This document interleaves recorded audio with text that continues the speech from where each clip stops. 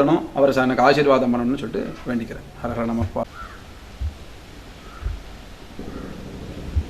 ஹரஹர நம பார்வதி பதஜே ஹரஹர மகாதேவ சுவாமி சரணமையப்பா. குரு பிரம்மா குரு விஷ்ணு குருர்தேவோ மகேஸ்வரः குரு சாட்சாத் பரம் பிரம்ம தஸ்மை ஸ்ரீ குரவே நமः. குரவே சர்வலோகானாம் ஹிடதே பவரோகிணாம் நிததே சர்வவித்யானாம் தட்சிணாமூர்த்தயே நமः. சத்குருச்சரணாரவிந்தாभ्यां நமः. வேதசிவः சிவோ வேதः வேதாத்தியாயி சதாசிவः தஸ்மாத் சர்வப்பிரயத்னேன வேதாத்தியாயினம் அர்ச்சயேத் அப்படின்னு சொல்கிறது ஸ்மிருதிகள்லாம். வேதசிவः வேதம்தான் சிவன். சிவோ வேதः சிவன்தான் வேதம். வேதம் வேறாகவும் பரமேஸ்வரன் வேதாகவும் நம்ம பார்க்கப்படுவதில்லை. ரெண்டுமே ஒன்றாக தான் நம்ம பார்க்குறோம். அதில் வேதாத்தியாயி சதாசிவா, அந்த பரமேஸ்வரனை நம்ம எந்த ரூபத்தில் பார்க்க முடியும் நேராக அப்படின்னு சொன்னால், அந்த பரமேஸ்வர ஸ்வரூபமாக இருக்கக்கூடிய அந்த வேதத்தை எம அத்தியனம் செய்திருக்கிறானோ அந்த பிராமணன் வேதாத்தியாயி. அப்போ அந்த வேதாத்தியாயி எப்படி இருக்கான்? பரமேஸ்வர ஸ்வரூபமாகவே எப்பொழுதும் இருந்துருக்கான். அப்போது வேதாத்தியாயி சதாசிவா, அந்த பரமேஸ்வர ஸ்வரூபமாகவே இருக்கக்கூடிய அந்த வேதாத்தியனம் செய்த அந்த பண்டிதனை தஸ்மாத் சர்வப்பிரயத்னேன வேதாத்தியாயனம் அர்ச்சயேத், எப்பேற்பட்ட முயற்சிகளையாவது எடுத்து கஷ்டப்பட்டாவது அவளை நம்ம ஆற்றுக்கு அழைச்சிண்டு கோயில்களில் வேத பாராயணம்லாம் செய்ய சொல்லி அந்த வேத பிராமணர்களை அர்ச்சனை செய்வது பூஜை செய்வது என்பது நம்மளுடைய பாரம்பரியமாக சனாதன தர்மத்தில் இருக்கக்கூடிய எல்லா மக்களும் செய்து கொண்டிருக்கிற ஒரு பெரிய தர்மமாகவும் ஒவ்வொருத்தருடைய தர்மமாகவும் சொல்லப்பட்டிருக்கு. வேத சிவ சிவோ வேதா வேதாத்தியாயி சதாசிவா தஸ்மாத் சர்வப்பிரயத்னேன வேதாத்தியாயனம் அர்ச்சயே. அதே இன்னொரு இடத்துல சொல்லும் பொழுது, தெய்வாதீனம் ஜெகத் சர்வம் மந்திராதீனந்து தெய்வதம் தன் மந்திரம் பிராமணாதீனம் பிராமணோ மம தேவதா அப்படின்னு சொல்றது. இந்த பிரபஞ்சம் முழுக்க தெய்வத்துக்கு தான் கட்டுப்பட்டு இருக்குன்னு நமக்கும் தெரியும். நம்மளுடைய நம்பிக்கை நம்ம கண்ணுக்கு நேராக பார்க்குறோம். இந்த ஜகத்து முழுக்க தெய்வத்துக்கு கட்டுப்பட்டு இருக்கு. தெய்வாதீனம் ஜெகத் சர்வம். அந்த தெய்வம் யாருக்கு கட்டுப்பட்டு இருக்கு? மந்திராதீனந்து தெய்வதம். அது நம்ம நல்லா புரிஞ்சுக்கணும். அந்த தெய்வம் மந்திராதீனமாக இருக்கிறது. மந்திராதீனம்னா அந்த மந்திரத்துக்கு அந்த தெய்வம் கட்டுப்பட்டு இருக்கு. அது நம்மளுடைய நம்பிக்கையில் நம்ம எப்படி அதை தெரிவிக்கிறோம், எப்படி காண்பிச்சுக்கிறோம்? நம்மன்னா நமக்கு ஒரு 10 நாள் தீட்டு வருது. 10 நாள் தீட்டு கழிஞ்ச உடனே 11வது நாள் நம்ம மாத்திரம் ஒரு புண்ணியாகவாசனம் ஜபிக்க சொல்லி ஒரு மந்திரத்தை புண்ணியாகவாசன மந்திரத்தை சொல்லி அந்த ஜலத்தை நமக்கு புரோக்ஷனம் பண்ணிட்டு அதை நம்ம பிராசனம் பண்ணி வீடு ஃபுல்லாக தெளித்து அதுக்கப்புறம் நம்ம கோயில்களுக்கோ நல்ல காரியத்துக்கோ விளக்கேற்றுறதுக்கோ நம்ம போயின்னு இருக்கோம். ஆனால் அந்த 10 நாள் நம்ம ஒன்றுமே பண்ணுறதில்லை. விளக்கேற்றுறதில்லை, ஒரு நல்ல காரியத்துக்கு போகிறதோ கோயிலுக்கு போகிறதோ நம்ம ஒன்றுமே செய்யறதில்லை. அப்போ அந்த 11வது நாள் அதே நம்மாத்திலே இருக்கிற பைப்பில் இருக்கிற ஜலத்தை நம்ம பிடிச்சிட்டு நம்ம வெறுமனை குடிக்கலாமே. அந்த 11வது நாள் நம்மளே ஜலத்தை குடிச்சிட்டு கோவிலுக்கு போக வேண்டியது தானே. ஏன் நம்ம அப்படி போகிறதில்லைன்னா மந்திரத்துக்கு மேலே இருக்கிற நம்பிக்கை. அந்த மந்திரம் சொல்றதுனாலேயே வருண பகவான் அதில் வரார். அந்த மந்திரத்துக்கு கட்டுப்பட்ட வருணன் அந்த ஜலத்துல இருந்துட்டு இந்த மந்திரம் சொன்ன உடனேயே அந்த ஜலத்துல வருண பகவானுடைய சாநித்தியம் ஏற்பட்டு நாம் அந்த ஜலத்தை குடிக்கிறதுனாலையும் அதை நம்ம வீடு ஃபுல்லா புரோக்ஷணம் பண்ணுவதனாலையும் நமக்கு சுத்தி, நமக்கு கிரகத்துக்கு சுத்தி ஏற்பட்டு நாம எல்லா கோயில்களுக்கும் எல்லா நல்ல காரியங்களுக்கும் கலக்கக்கூடிய ஒரு பவர் நமக்கு கிடைக்கிறது அப்படின்னு நம்ம நம்பிக்கை வைக்கிறோம். அதே போலதான் நம்ம சாஸ்தா கோவிலையோ கும்பாபிஷேகம் நடக்க போறதுன்னு வச்சுக்கோங்களேன். அப்போ இந்த சாஸ்தாவை மூல விராட்டாக இருக்கக்கூடிய சாஸ்தாவை அங்கிருந்து எடுத்துட்டு இங்க ஒரு தானியாதிசயனம் க்ஷீராதிசயனம் அதங்கெல்லாம் போட்டு பெரிய அண்டால போட்டு எல்லாம் படுக்க வச்சிருப்பான். அது வரைக்கும் யாரும் உள்ளே போக மாட்டா. சாதாரணமா நம்ம உள்ளே போவோமோ, இந்த அர்த்த மண்டபத்தோட சுவாமியை தரிசனம் பண்ணுவோம், உள்ளெல்லாம் போக மாட்டோம். ஏன்னா அந்த ஹரிஹரபுத்திரனுடைய தர்மசாஸ்தாவனுடைய மந்திரத்தை சொல்லி அந்த சன்னிதானத்துல அந்த மூர்த்தத்துல அந்த சிலையில அந்த பரமேஸ்வரனை நம்ம ஆவாகனம் பண்ணியிருக்கோம். அது வரைக்கும் யாரும் தொட முடியாதது. மந்திரத்தினால் ஆவாகனம் செய்யக்கூடிய தெய்வத்தை அந்த பிம்பத்தை நம்ம அதை தொட முடியுமா? தொட முடியாது.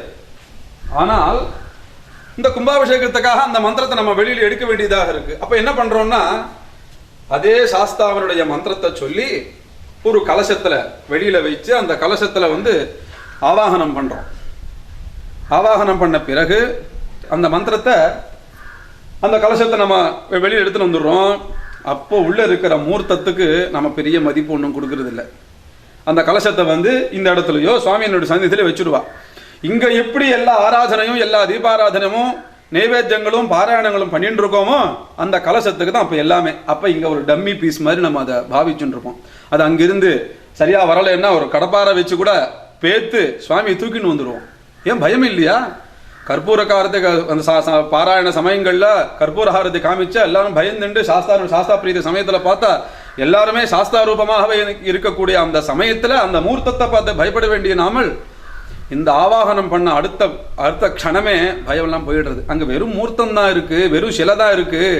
அந்த சுவாமியினுடைய சாநித்தியம் கலசத்துக்கு வந்தாச்சு அப்படிங்கிற தைரியத்துல அந்த சன்னிதானத்துல இருக்கக்கூடிய மூர்த்தத்தை அப்படியே பேத்துன்னு எடுத்துன்னு நம்ம குழந்தை மாதிரி பாவிச்சுட்டு அபிஷேகம் பண்றது என்ன, தேய்க்கிறது என்ன, படுக்க போட்டு அலங்காரம் பண்றது என்ன, என்னென்னமோ ஒட்டகாசெல்லாம் பண்றோம். திரும்பி கும்பாபிஷேகம் நடக்கிறது.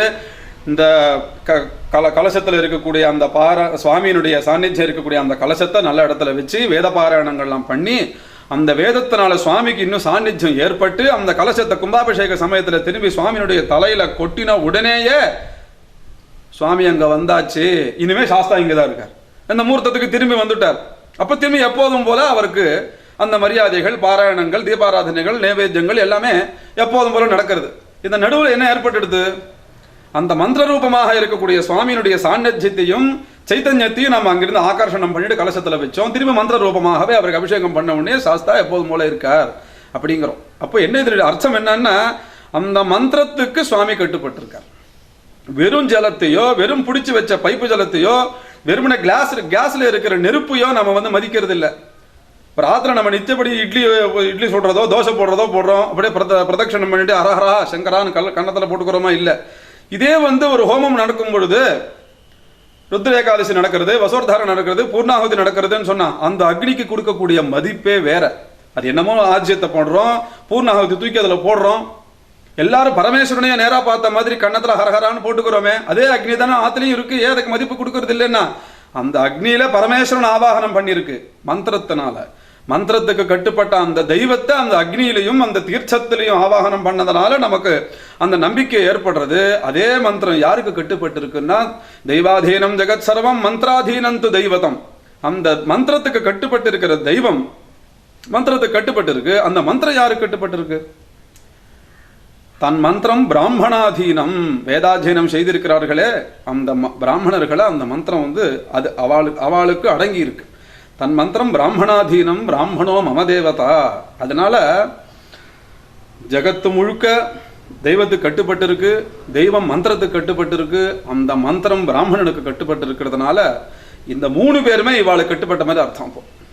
ஜகத்து, தெய்வம், மந்திரம் 3மே கட்டுப்பட்டு இருக்கிறதுனால பிராமணோ மமதேவதான்னு ஸ்ரீகிருஷ்ண பகவான் சொல்றார். அந்த பிராமண வேதாத்தியனம் செய்த பிராமணர்கள் தான் எனக்கு பிரத்யக்ஷ தெய்வம் அப்படின்னு சொல்றார். அப்போ நம்ம திரும்பி ஒரு கோயில்ல ஒரு ஃபங்க்ஷன் அப்படின்னு சொன்னா எப்பேற்பட்ட வெளியில படக்கம் 25,000 ரூபாய் 1 லட்சம் ரூபாய்க்கு செலவு பண்ணா கூட ஒரு சின்னதா ஒரு ருத்ரன் சொல்லிட்டு இருப்பாங்க. இங்க அபிஷேகம் நடந்துட்டு இருக்கும், வெளியில வேகப்பட்ட கலையவரம் நடந்துட்டு இருக்கும், ஆனா இங்க ஒரு ருத்ரன் நடந்துட்டு இருக்கும். அந்த ருத்ரத்துக்கு தான் சுவாமி முதல் மரியாதை கொடுக்கறது. அந்த ருத்ரத்தினாலதான் அவருக்கு சாநித்தியம் ஏற்படுறது.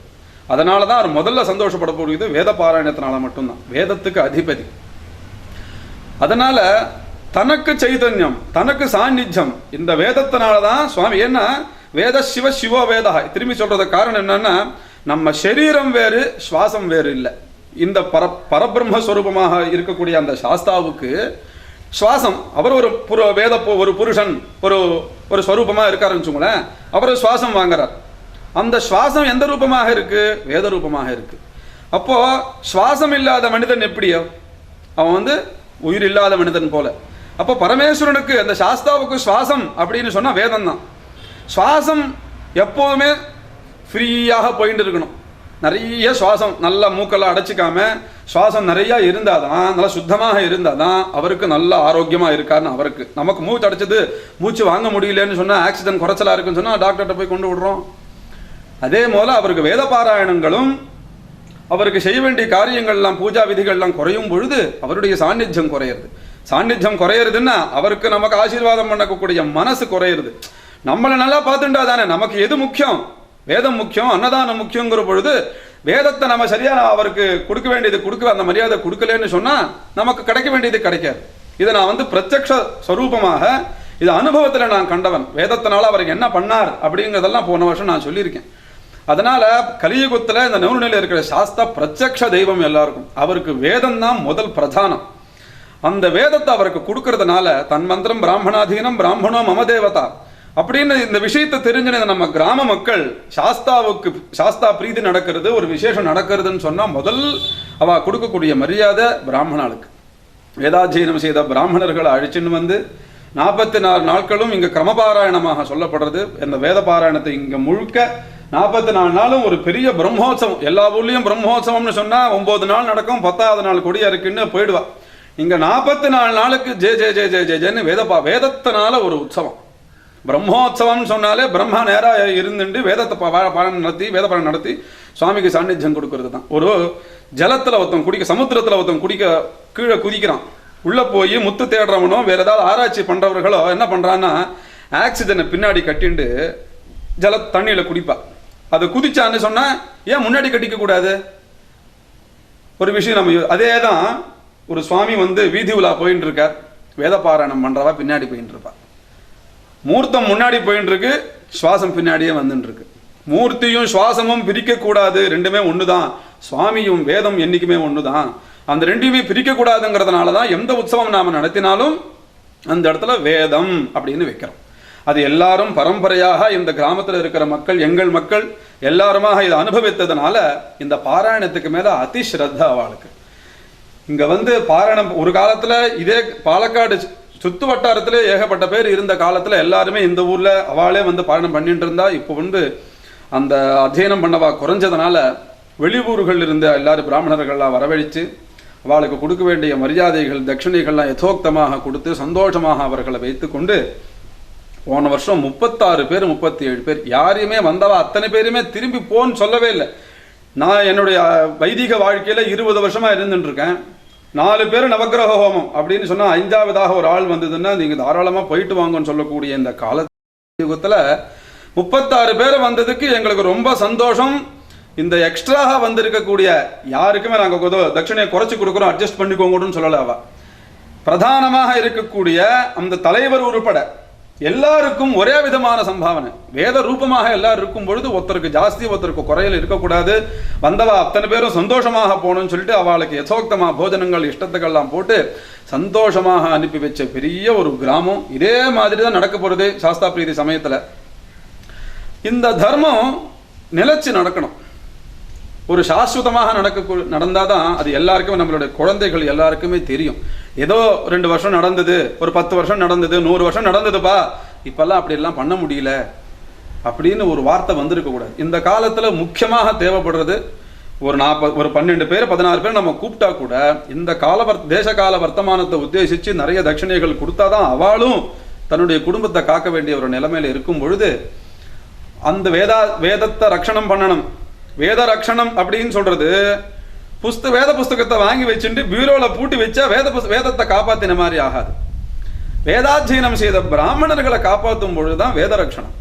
அப்போ அவளுக்கு இந்த காலத்துக்கு தேவையான தட்சிணைகள் நம்ம யசோக்தமாக கொடுக்கும் பொழுது ஒரு மெட்ராஸ்லயோ ஒரு கும்பகோணத்திலயோ கோயம்புத்தூர்ல இருக்கிறவன் ஒரு நாளைக்கு 1000 ரூபாய் சம்பாதிக்கிறான் அப்படின்னு சொன்னா, கல்யாணமானவன் குழந்தைகள்லாம் இருந்துட்டு இருக்கு, அவ எல்லாரையும் விட்டுட்டு இங்க வரணும்னு சொன்னா உள்ளூர்லயே நமக்கு 1000 ரூபாய் இருக்கும்போது வெளியூருக்கு போய் நம்ம எது கஷ்டப்படணும்? இப்பெல்லாம் பாராயணத்துக்கு வரவா 90% பிரம்மச்சாரி தான் வந்துட்டு இருக்கா.